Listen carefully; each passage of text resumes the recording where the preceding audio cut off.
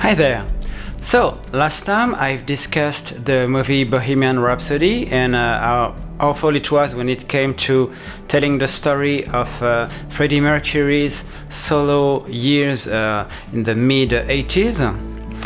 If you haven't watched this, I recommend you do this right now, and put the link in the description below to give a bit of context to what I'll be talking about today. I thought it was only fair to now take a look at the album itself. So this is the original European 85 pressing. This is the 2019 remix.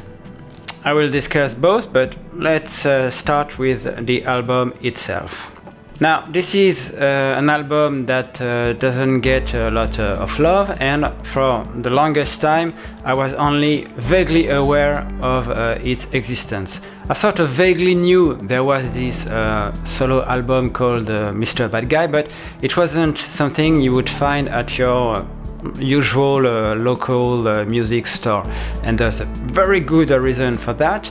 It was released as a CD back in 85, never reissued again on CD, I think not until the recent 2019 release. So you never ran across the Mr. Bad Guy album. You sort of knew it existed, but what it was you didn't know. Of course I'm talking about the pre-internet days, like in the early to late 90s. And this contained a number of tracks from the Mr. Bad Guy album, but little did I knew that they weren't the original versions of the songs. They were remixes of the songs. So on this you get early 90s cheesy dance club production on top of a cheesy mid-80s synth rock production. So, to be honest, it's sort of a lot. But what about this?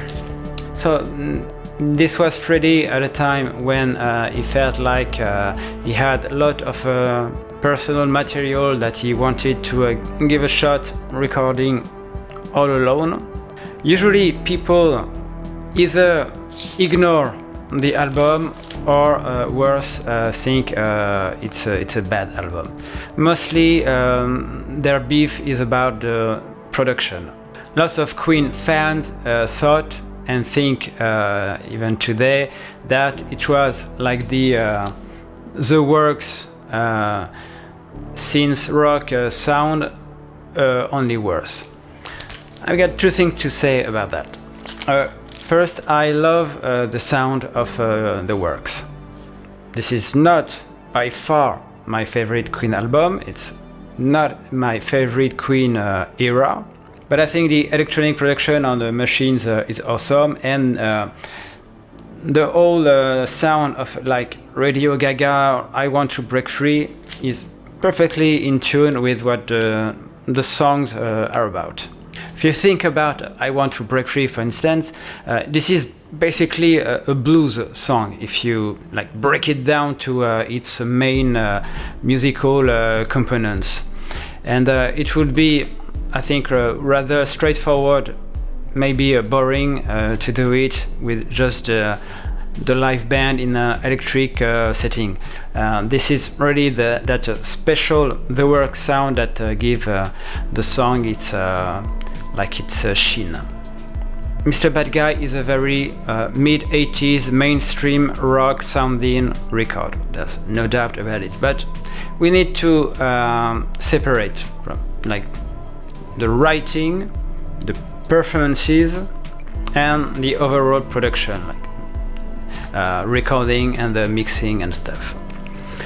Yes, the production is very mainstream 80s rock, to the point of like being sort of a distraction when you listen today. I don't like that word, but it's a very dated record. Of course, there's no point arguing against that. I don't think all that synth element is as problematic as some people think it is. It's not hip synth pop from the 80s, like, I don't know, Devo or Gary Newman, or anyway, it's much more mainstream and to the point of being a bit tasteless at some point. But I still think it's a rather neutral sounding record, all things considered. The worst offenders from that period of time. It's one thing to say that it sounds not as good as some people wish it would, but what about the song? The songs mostly are, I think, pretty solid. Some of them were demoed for Queen, like in the early 80s. So some of these could have been actually Queen songs, and some of these would be eventually Queen songs, like I Was Born to Love You or Made in Heaven, were reworked by the remaining of the band for the Made in Heaven album, of course. You find Freddie in two moods. You've got Party Freddie, like Let's Turn It On, which is like unashamedly party song.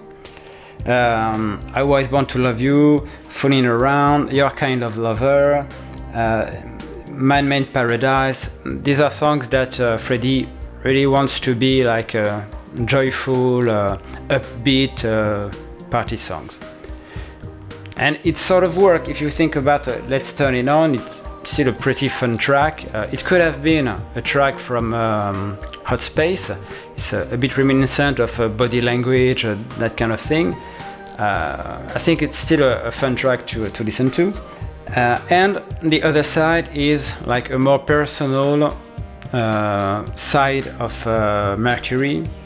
And you've got, I think, a pretty solid ballad, like There Must Be More to Life Than This, which is on the verge of being a bit too Michael Jackson, Heal the World, saccharine type of songs. And of course, it originated from a session of work with Michael Jackson, but still a pretty good song. It could have been like a big Queen ballad for that period of time.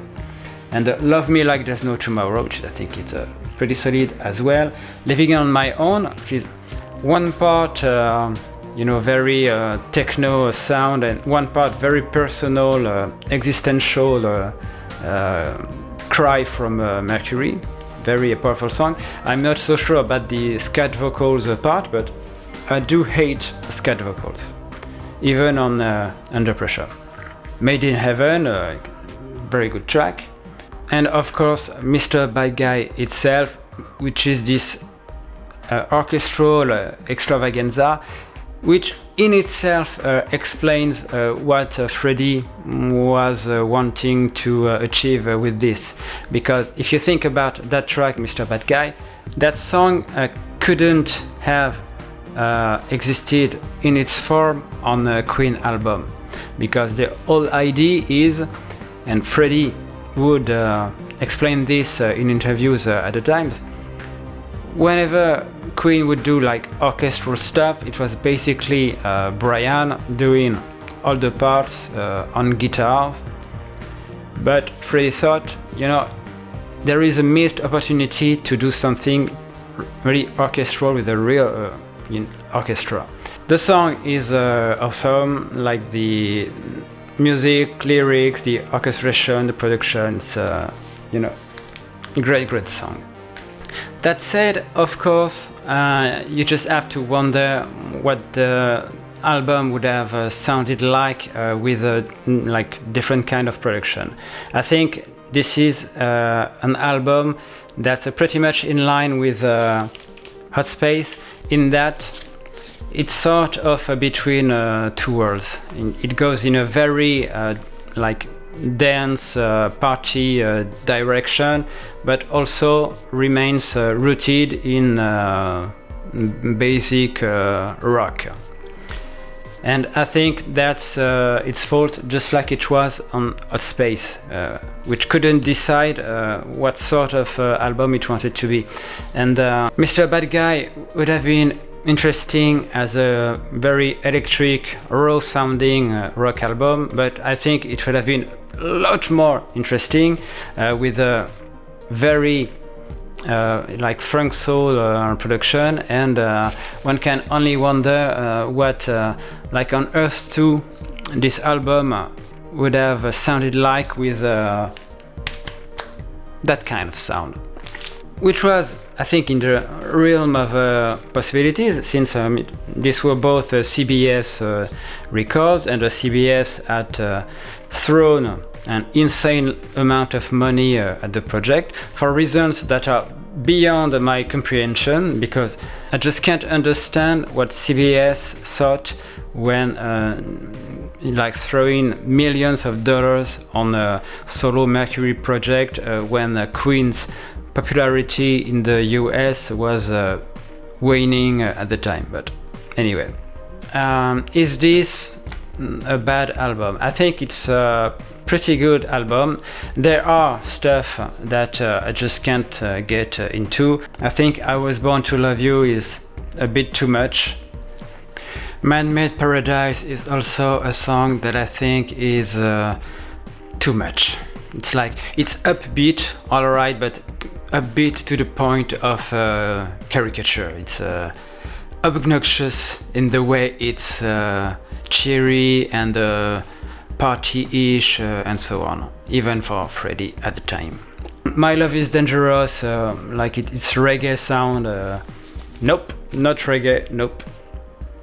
But you know, it's a very fun record. I would argue that he may have worked too hard on this one. Like, remember, he worked for more than a year writing and recording this, and he labored on the album probably too much for its own good.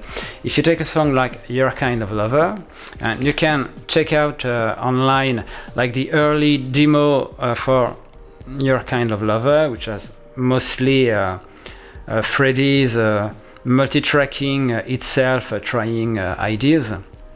It's a very fun listen, and it's very fun to listen to, and Freddie seems to be having quite a good time, and it's a lot more spontaneous and fun than what is more like rigid on the album. And there's something to be said to record music pretty fast and like hone in on the little details, but not spend a year fine-tuning everything to the point that it becomes like a still life.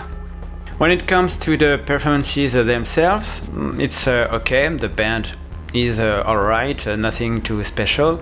The guitar player does a reasonably good job of emulating Brian May, which caused the latter to be a bit annoyed, as we understand it to be. Especially when you read the liner notes by Freddie when he thanks Roger, Brian and John for not interfering, which is a strange way of putting things. And like I've discussed in my Bohemian Rhapsody video, Brian May had actually demoed some guitar parts for Freddie, and to be replaced later on by the session guitar player in the style of Brian May. But anyway, it's a well recorded, well played album, but the important point is Freddie himself, who is unarguably in top vocal form. As we know, the sound of his voice had evolved quite a bit since the first album. If you listen to Queen in the 70s, Freddie's voice was already powerful, but in a thinner, more light way, more vulnerable way. It's from, let's say, The Game, or possibly better from Hot Space On, like with the mustache and all, that he adopt a more aggressive, macho style of singing. At the end of his life, with his health, of course, failing, and if you take The Miracle, or better still, Innuendo, his voice, especially his screaming voice, is a bit thinner than it was during the, let's say, the Kind of Magic days, which suit the Innuendo album, in my opinion. Give this fragile quality to the singing. But Mr. Bad Guy is peak bombastic, powerful Freddie. However you feel about the album, I think no one can deny that it's a vocal tour de force with Freddie experimenting with a wide range of styles and singing very softly on one phrase and then going full Mercury on the other, and trying out weird ideas like at the end of A Man-Made Paradise, you get this classical part in falsetto, which is already Barcelona. Evidently, Freddie felt free to experiment with stuff like that when he was on his own. It really sounds like a breath of fresh air for Freddie at the time, and like the freedom to experiment with songs and arrangements that he wouldn't do with Queen, and like doing the crazy stuff like the that classical beat at the end of Man-Made Paradise. Now, bear in mind, Freddie had played live before Queen on various acts, but Queen was his first and serious band experience. That's pretty much everything is known up until the Mr. Bad Guy days. So I can understand that it must have felt very liberating to play with other people, not having to bicker on everything, and just the simple joy of playing with new musicians. The only collaborative effort with an outsider, remember, was Under Pressure. And Brian May is on the record saying that it hadn't been a very pleasing experience for him, because of course Bowie himself, being accustomed to dictate what the music should sound like, was a bit at odds with the other guys in Queen, who had their own very settled ideas about what they wanted to do. So Mr. Bad Guy is the first time possibly for Mercury when he is in charge and can do whatever he wants to do. Now, the movie Bohemian Rhapsody wants to paint this in a very nefarious light, with Freddie being out of control and totally at sea musically, and recognizing later on that being the only one to dictate what the music should sound like was a very bad idea. He certainly didn't felt anything like this, at least not that we know of, and seemed like he had a pretty good time recording all of this. But the album is as it is, and lately we've got the special edition. So I've read here and there that the special edition strips away the 80s instrumentation and all that synth vibe. I'm not so sure. I mean, this is pretty much the same album.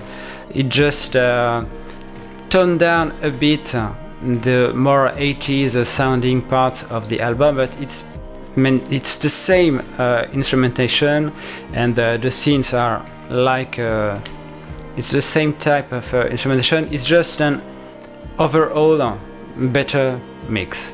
And I would argue that if you want to get this album, I wouldn't bother looking for the original record.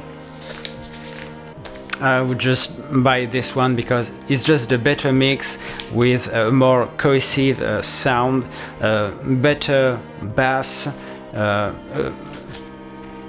nice pressing. The original was pressed on a very very thin piece of vinyl. This is the way to go, I think.